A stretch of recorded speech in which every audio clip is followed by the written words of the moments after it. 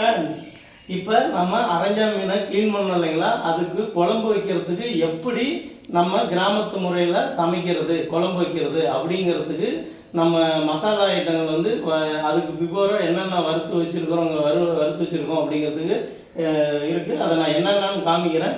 அதை நீங்கள் அதை வந்து வரைமுறையாக எப்படி செய்யணும்னு பார்த்துக்கோங்க. இங்கே வாங்க. வர மிளகாய், கருவேப்பிலை தழை, மல்லி, கொத்தமல்லி, அரிசி, அதுக்கப்புறம் பட்டை, கிராம்பு, சோம்பு ஒரு பொன்னிறமாக வறுத்து எடுத்துக்கணும்.